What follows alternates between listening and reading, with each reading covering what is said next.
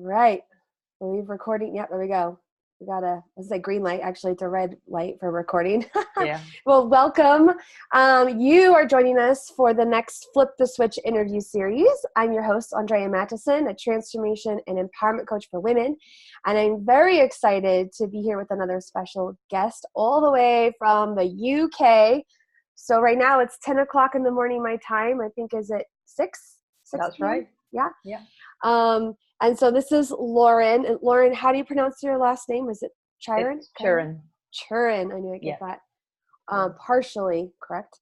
So we are here to, again, showcase another amazing woman who has flipped her switch.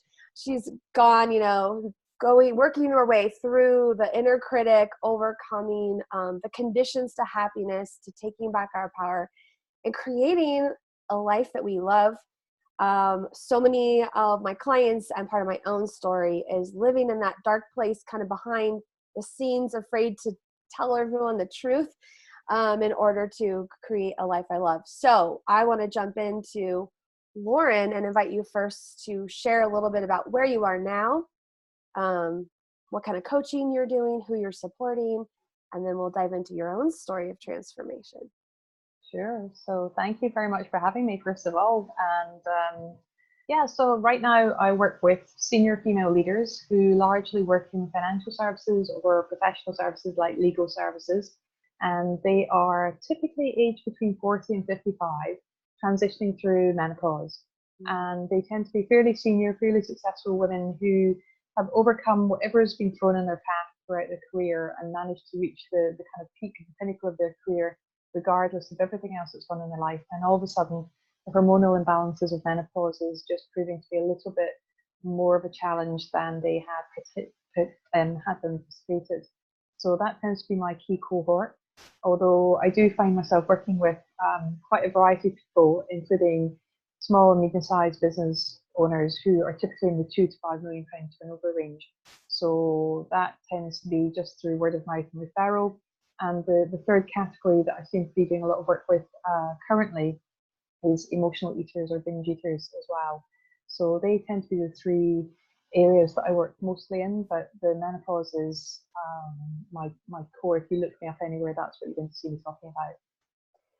Yeah, that's amazing. That's such a great niche. I mean, what percentage of the world is going to go through that? Like, right, about like half or so. That's great. So looks like you speak, you do like all sorts of things, right? You're doing coaching, speaking, you're writing, right? So what was it like? Have you always been able to show up in this way, so confidently helping people? Or what was life like before you stepped into all this success? Sure. So I've probably on career number 4. I did 12 years global operations roles straight out of university in my late teens and my 20s. I had a sports therapy and personal training business in my 30s. In my 40s, I did sort of 10 years doing global transformation roles. And now I'm doing coaching and menopause education in the corporate world. So I've kind of switched and chopped and changed career quite a lot. So yeah, it's fun to be working with women one-to-one, but it's also great to be helping employers really understand this life stage and the challenges that it can present for women, somewhat unexpectedly, unfortunately. Mm-hmm. Yeah. So how are you helping your clients maybe flip the switch then? Like, what are they, is their main struggle? I mean, of course, okay, you have the symptoms of menopause. Is it giving themselves the permission to take care of themselves? Is it speaking up with their employer, or what would you say? Yeah, I think so. My own personal experience was I was a senior exec in financial services and in my early 40s, and along came this bizarre 18-month period in my life where I literally thought I was losing my mind. I thought I had early onset dementia, and I left my job thinking I was going to have to find a home to kind of, just rock away in the corner somewhere while someone else brought up my son.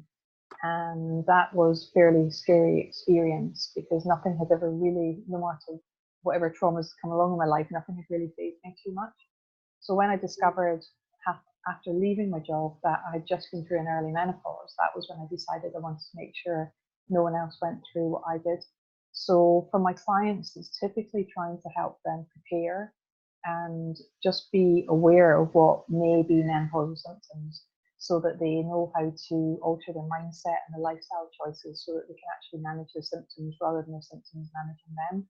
And I think the point you made there about permission is really important, because quite frequently what I find is women of that age group are busy looking after their families, they're busy looking after their partner, perhaps children of whatever age, elderly relatives, and a job as well. And quite often they end up kind of sandwiched in between all of that with very little time left over to look after themselves. So yes, it's about taking them back to their own physiology, helping them look after themselves, and actually making sure that they realise that by looking after themselves first and foremost, by putting their own oxygen mask on first, they're much better placed to help help the people around them and do all the things that they want to do in their life. Oh yeah, absolutely. Yeah, what you mentioned about like preparing for menopause, so even before it is onset, that's so interesting. I'm 39, and I haven't experienced any early onset symptoms, but my mother did. So she does say, kind of like, brace yourself, it might be around the corner. And I haven't done anything. Like, it's not, I guess it's easily available to say, I could Google it, but it is just so interesting. I think almost like death, like until you don't know, until it happens, you know what I mean? Like, there's not a lot built in to how, I don't know, into our systems Sure. to help us. Yeah. And menopause affects everyone differently. There's over 34 symptoms of menopause, and they can be confused with signs of adrenal fatigue or thyroid problems, and it can be difficult to know what's what. But typically women go through menopause between 45 to 55, the average age being 51. But all that means is menopause is just the 12-month anniversary of a woman's last period. So her symptoms will start before then and continue beyond then if she suffers symptoms. So she may be going through symptoms from mid to late 30s up until and beyond the point which she goes through menopause. So for example, I had my son at 37, nearly 38, and I probably went straight into menopause thereafter. So by my 40s, I was done. But I didn't know, because I was on contraceptive that meant I didn't have a monthly cycle. So I had no way to know that that had stopped. Hence my confusion and complete lack of realization of what was going on with me. Oh my gosh. So what are some of the symptoms then that maybe women who are late 30s and 40s might want to be aware of or look out for? Sure. So typical symptoms, first of all, from a physiological point of view, whether you experience other symptoms or not, the things that are happening are, as estrogen is decreasing and progesterone is decreasing, your period will come shorter or heavier. You might have shorter periods or longer periods between your cycle. Periods might become heavier or lighter, and that's a sure sign that something's beginning to change. Obviously, if you've got any doubt, then you get yourself checked out. But that is a very natural stage from a regular monthly cycle to the point of reaching menopause. So that's typically the first indication that something's beginning to change. And then the earlier signs during perimenopause tend to be things like all the things we know about, hot flushes, maybe a change in mood swings, the kind of exacerbation of regular premenstrual symptoms that most people tend to get, that kind of backache, stomach ache, the hormonal headaches, those type of things tend to be early indications. But as you go further through, there are other things like heart palpitations, anxiety, depression, itchy skin, tingling extremities, all sorts of things we don't talk about as well on the more intimate side. So it's really important just to be really well informed and to be really looking after yourself. So that's why I like to try and encourage women to start to take heed of their lifestyle choices, so that they can be in best physical and psychological condition leading into that life phase, when it's a bit like reverse puberty. We kind of expect teenagers to be a little bit moody and to be pushing the boundaries a little bit and maybe fly off the handle, but we don't expect women in their mid-40s to behave like that. But both groups are being driven by the same thing, and that's hormones. Yeah, thank you for that. That was really, I'm learning so much. So Yeah, so you talked about lifestyle. So creating a lifestyle that's going to help you weather this, right? So I'm assuming it's like around nutrition. Is it like sleep, like some of the things we kind of know and we should all be doing anyways, but this is an extra motivation to do it, right? What else? So you help your clients develop I'm using, different language you might use, but a self-care plan or like how do you help your clients? What do they get? A big part of it is around mindset as well. So a big part is around recognizing that you are making this transition. And actually, from that point of view, for me, I was like, yay, I was really excited when I found out I'd just gone through menopause and it was done. I didn't have to worry about, having a monthly cycle anymore. I didn't have to worry about any of that stuff. It was great. So for me, it was kind of, it was just really great. But a lot of women that I work with can be grieving because it's the loss of their fertile years. They may no longer feel sexy. They may no longer feel desired. A lot of women feel that they are considered to be on the shelf or no longer of any value to society. So there's quite a big mindset piece to be done around that because we're living way longer now post-menopausally than we've ever done. 150 years ago, we would go through menopause at 57 and die at 59.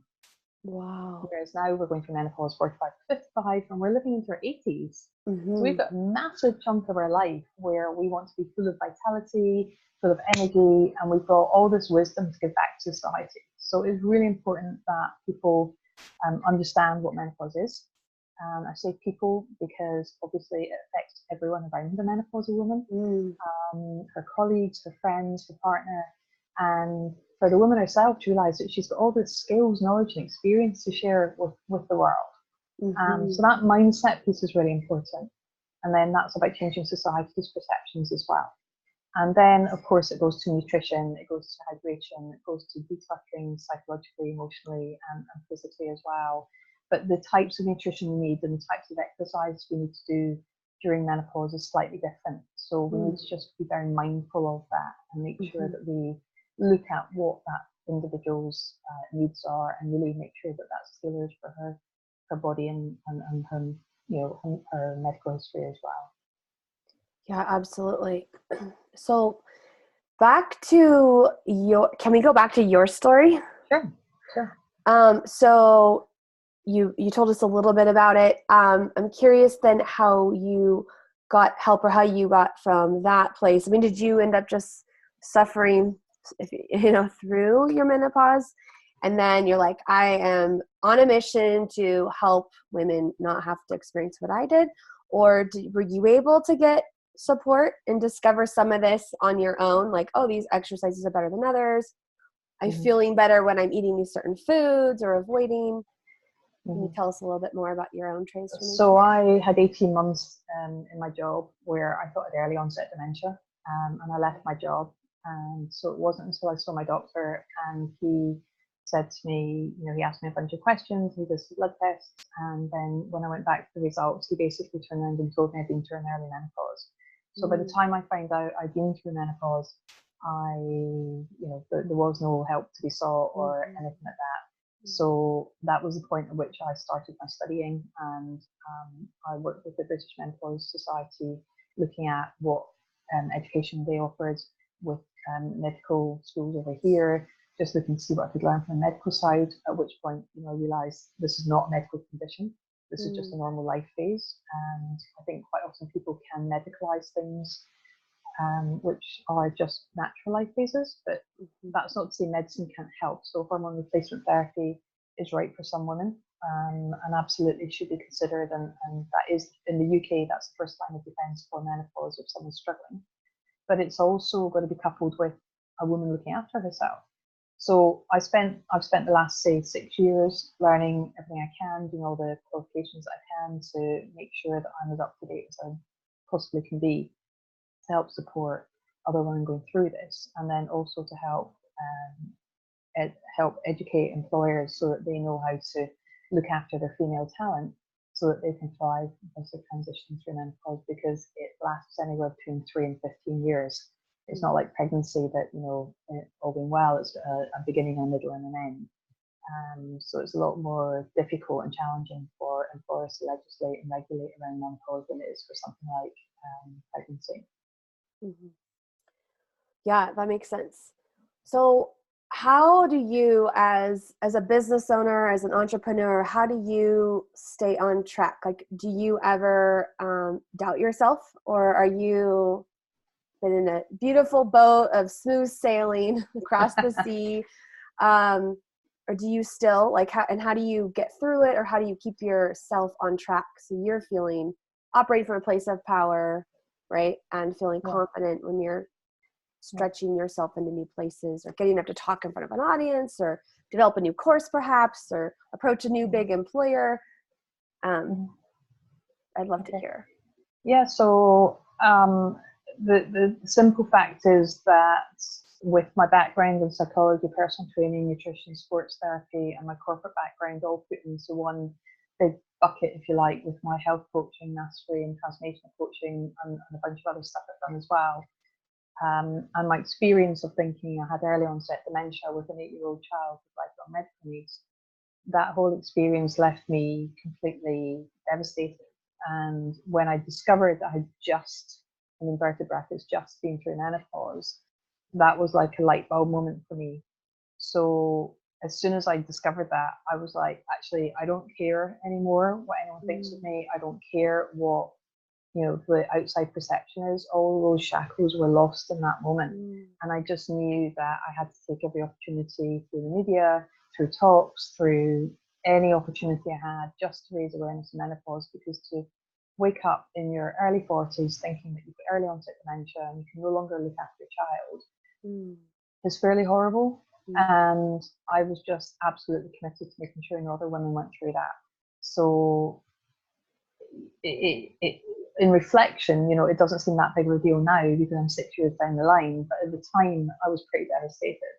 So if I could stand on stage or I go in front of a TV camera now, it's like, you know what, if 50% of the people in the room are with me, I'm happy. If one person walks out of that room or walks away from something I've done and they've learned something that is going to improve how they approach or understand menopause, I'll feel as if I've done my job. I'm sure there are days when I worry about my competitors being ahead of me, or I think maybe I'm not doing everything I can, or, I don't know, that perhaps I could have done better in something I've ventured off into. But at the end of the day, it's just about making 1% incremental improvement day on day. And it's just about continuing to get up and go out there and share the message and support the women that I can support. And other people will support other women, and I'll support certain organizations, and other people support other organizations. And I just believe there's enough work out there, and there's enough symbiotic,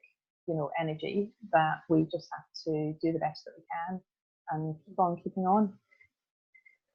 Yeah, thank you. That's beautiful. Yeah, sounds like clearly you had this, your deep why was so clear and so there, connected with this personal mission that arose that really sounds like you're, I don't know if you would use this language, but connected with like your soul purpose. You're just, this is what you are here to do in this chapter of your life. Period. No ifs, ands, or buts. And every day you wake up and you know that, and you can show up in alignment with that, and you're on track. That's magnificent. So many would like to be in that space. So it's great to see it and feel it and in you. So what would you say, I'm curious, what's one or two things from that place that maybe nuggets of wisdom that you can share with other women that aren't feeling as emboldened yet? Do you have any wisdom? Sure. I think one of the key things for me, being part of my health coaching school, was really important. And being someone like many women who never wanted to ask for help or support, discovering that by not reaching out and asking for help and support when I thought I was losing my mind was a sign of weakness. And at the time I thought it was a sign of strength. So actually asking for help and support is the biggest strength that you can have, because if you surround yourself with a like-minded tribe, group, community, whatever you want to call it, at the end of the day, you give and you get, and that's just a beautiful energy that flows around. And the more you're able to ask for help, and receive help, the stronger you are and the quicker you get through things. Because the longer you leave something to fester in your mind, the bigger it becomes, and that's really dangerous. So surrounding yourself with a really great tribe is important. Making sure you've got 1 or 2 really close people that are supporting you. So for me, I have 3 coaches and I have a mentor. They all play very different roles for me, but they are my team.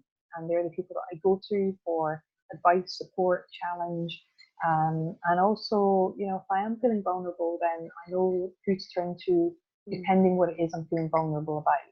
So it's just, you know, I've got my best friend if it's stuff to do with my son. I've got my mentor if it's about how I'm scaling up my business. I've got my coach if it's to do with LinkedIn or online stuff. I've got 2 other coaches to do with other aspects of my business and my life. And it's just about creating that team and not trying to do it all on your own. And, you know, that's about investing in yourself, whether it's with money or time or just energy. It's about making investment in yourself and having that support around you, because we can do a lot on our own, but to really, really, really fly and feel free, then I really genuinely think that's about collaboration and you know, whatever help and support you bring in, you'll give it out again, and just keep that flowing. Don't let there be any blocks. Those are all fantastic. I wrote them all down. Yes, I love it. So absolutely asking for support. I think so many women, I can completely relate to that. I was thinking actually after having my children, when you have a newborn, and it's so ridiculous. So many people offering help and I'm like struggling through, and there's this community. Let us bring you meals. So it is a sign of strength being able to, accept that offer and take people up on help. And sounding yourself, like you said, with tribe and community, investing in yourself, which can mean lots of different things. And I noticed you did mention your best friend, but that your team, like your success team, is actually not all. I think it's really, we can fly, as you say, when we move beyond just being surrounded by friends. Like friends have a role, but but investing in professional help in whatever capacity, if that's business, right, emotional, like all different, right, those different areas is key.